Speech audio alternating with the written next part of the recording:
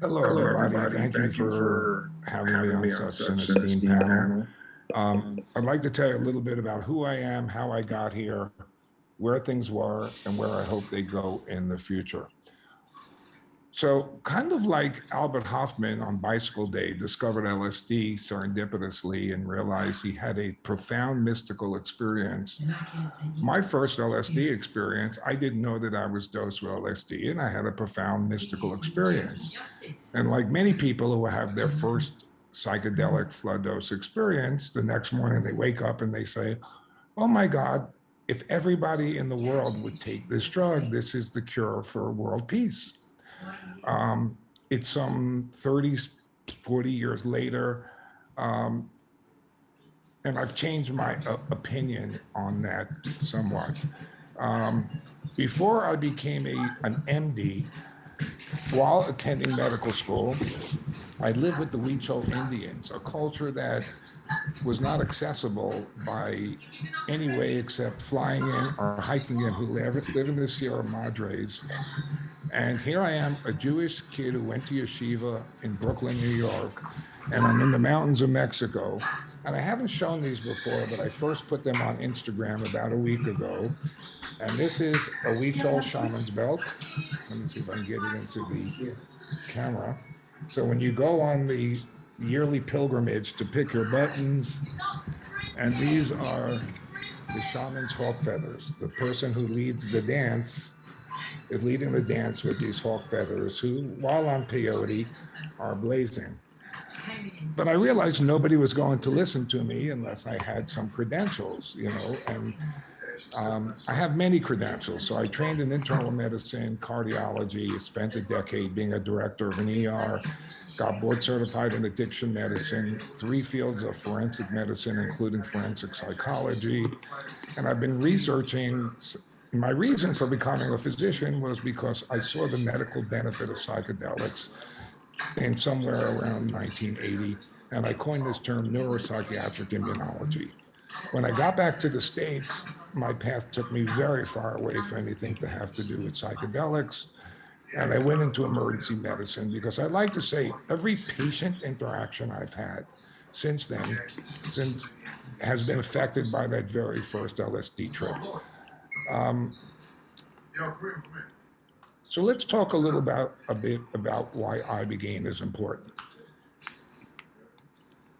We are facing a global pandemic of opiate abuse. 3 days ago, the Associated Press announced it's the highest opiate death rate in the history of opiate death rates, an increase of approximately 30% in the last year. And it's not going to stop. As somebody board certified in addiction medicine since 1997, I never thought in 2021 I'd be saying I wish the drugs were just for drugs. I wish the heroin was just heroin and the cocaine was just heroin and the LSD was just LSD. 75% of all the cocaine in the United States is cut with a poison called levamisole. All the heroin is I think we have fentanyl, done and 2000 there are people Ibogaine actually treatments for selling people fake successfully. bladder That would acid make you out very there, confident. contaminated with a substance called NBOME, which has actually killed people, and I've testified in a couple of these legal cases. So I'm a purist. You know, for the sake of brevity, we have thrown MDMA and ketamine into the field of psychedelics, when in fact, MDMA and ketamine, I don't believe are true psychedelics. They're extremely valuable healers. Um, they are facilitators.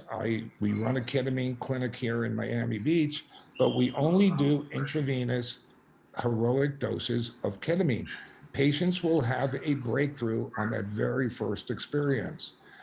I've been attending scientific conferences along with Rick and many other people here for some 30 years. And it's all those conferences were always about science, efficacy, and how do we get these drugs into the main course and available for people. Yeah, people have been doing psychedelics for thousands and thousands of years. Sometimes I wonder if every great jump in history, did Pantanhali, did the Buddha, did Jesus, did every person who created quantum leaps in human behavior, did that come because they took some entheogenic drug? Did Jesus do some mushrooms and all of a sudden, have these great, I don't know the answer to that, but I wonder sometimes about it. We have the cure for opiate dependence, not addiction. Ibogaine does not create sustainable results, but it will get what takes me 90 days to detox a patient off opiates in the United States, which is a hellish 90 days. I can achieve in 12 to 24 hours with a single flood dose of Ibogaine. Unfortunately, many well-intentioned people will have done Ibogaine. I have a joke in one of my lectures, what happens when I give a heroin addicted, young man Ibogaine, and I say he gets clean and opens up a clinic. So many clinics have opened up all over the world, some by profiteers, some by well-intentioned people. And unfortunately, there have been numerous deaths under Ibogaine because high doses of Ibogaine do have some cardiogenic effects. There is a way that this can be done safely. It's a concept of how Ibogaine could be done in the United States. It's a 23-hour hospital admit under $5,000 per treatment. And people, a fully addicted opiate addict would wake up the very next day stating, I'm 90 days ahead of the curve. It opens up a window of opportunity that after Ibogaine, having had this mystical experience, people become teachable and open to the concepts of, whether they're 12-step programs, spirituality, whatever it may be. It opens up people to the thing they need to change for addiction, and that's one thing. And they say, what's the one thing? And I say, it's everything. What you need to change is everything. How do plant sacraments, plants that are plant teachers, they teach people proper ethics? How is this going to fit into the Western capitalistic civilization? Big Pharma's model that no drug is a good drug unless people have to take it forever, because we don't exist to find cures for disease. We exist to turn profits for our shareholders. I also, this whole thing that worries me, that they're going to find their way into the US system as a microdose. And I think the ultimate oxymoron is the term microdosing psychedelics, because there's nothing psychedelic about taking a microdose. I believe the heroic dose experience, proper setting, proper intention, proper drug, proper sitters, creates profound changes by giving people a mystical experience. But if you want proof that, there is a universal consciousness, there's genetic memory that is timeless, has always been there and will always be there, and you will be accountable for your behavior in your death, take a flood dose of psychedelics. Everybody right now is focusing on ketamine, which is a dissociative drug, not a psychedelic. So when I shut off my frontal cortex and we no longer have ego protective mechanisms, I can tap into, universal consciousness. There's something very similar to the psychedelic experience, but I don't believe ketamine is a sacrament. And when I talk about drugs like peyote, DMT, LSD, psilocybin, ayahuasca, and mescaline, I believe these drugs are actually sacraments. Now, these drugs actually pose a threat to several structures of Western civilization. Number two, big pharma's model of profit. Number two, politicians who cannot get elected unless they're taking PAC money from big pharma. They are the largest lobby in the United States.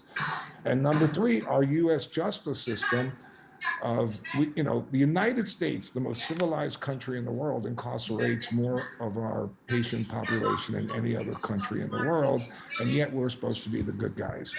80% of people in jails or prisons are there for drug or alcohol-related crimes, and most of those are people of color because they can't afford fancy lawyers and they can't afford to bond out of jail. So there's a lot of obstacles to these drugs being brought here. But we're at a time now where everybody is seeking to own the rights to plants that are perfect. I'm going to tweak psilocybin, I'm going to tweak Ibogaine, I'm going to tweak this drug to come out with a unique molecule that may stop addiction, but is not psychoactive, or maybe able to be taken in smaller doses. I believe these Mother Nature's plants are perfect as they were made. They don't need to be tweaked. People have been doing psychedelics for a long time. I am a great believer in the decriminalization of all drugs. Nixon started a war on drugs. I'd like to start a new war, a war on addiction, a war on stupidity, and a war on killing of Mother Earth. We're at a time where many scholars will say we have 12 existential risks on this planet, which doesn't say 30 years from now this planet exists anymore. Things are polarizing very quickly. Rick mentioned that studies need to be done in the United States, and I'm so honored to be on the panel with Rick, because Rick, the first time I heard Rick's name was 1995, and he really was a pioneer in this and the first guy to put up any money to start this kind of research. I've been a principal investigator in over 30, 40 clinical trials for major pharmaceutical companies on non-psychedelic drugs. The average cost of bringing out a new simple antibiotic or a flu vaccine or an asthma inhaler is about $500 million. And that's if we didn't have the resistance from all these other political views. If something works, people should have the right to try it. And I will tell you, it scares me now where only certain people with certain credentials will have the rights to use these drugs. I think if we're using these drugs to treat specific diseases, for instance, if you're going to be using Ibogaine to kill a very severe opiate addiction or to kill an alcohol dependence, this must be done by people who are trained in addiction medicine and psychiatry, as well as people who can handle all the possible cardiogenic problems that may occur under Ibogaine. Being the Ibogaine guy, I am here to say that Ibogaine is the cure for opiate dependency in the face of a world opiate epidemic. And in the US model, people don't know this, but I've been detoxing people off opiates since 1995 as a board certified addiction doctor. I've actually had treatment centers in the United States. I ran a detox at Mount Sinai Hospital. I was able to use like opiates to get people off opiates. So if you had an opiate habit, I was able to give you other opiates and slowly taper those down. It was painful, it was difficult. It took 90 days to feel comfortable again, but it was doable. About 10 years ago, the United States government changed the law that stated no doctor, board certified in addiction medicine or not, even in a hospital setting, can use a class 2 drug. That means morphine, methadone, dihydromorphone, any opiate except for Suboxone, which is a class 3 drug. I can no longer use opiates to detox a patient off opiates. Now, how absurd. We have gone 50 years back into the past, more than 50 years, because methadone has been around for more than 50 years. I can no longer use methadone to detox a patient in the hospital. And where does this come from? The company that makes Suboxone, and there are other companies that make buprenorphine, are saying the best any addict can do is to stay addicted to another opiate. It's harm, and they call this a harm reduction model. And when I have a 22-year-old kid coming in saying, I'm on 24 milligrams of Suboxone, that's a life sentence, okay? And you're going to be taking this drug for the rest of It's about time, by the way. rest of your life. Okay, I'm going to end here. Thank you, Lakshmi. This is an amazing panel to be on, an amazing organization. I hope many people join. And let me just take 60 seconds to discuss feet. Right now, I get 5 or 6 calls a week for patients asking for referrals to Ibogaine clinics. There is not a single clinic that I believe is treating patients at the level of safety and care with the proper psychospiritual model that should go along with a flood dose of Ibogaine. I am currently in talks with some very smart people to possibly open up these clinics at a very, very affordable price, so that proper Ibogaine treatment may very in the near future be available in a model where nobody dies, there's proper aftercare. No one needs to die from opiate addiction. And thank you for hearing me.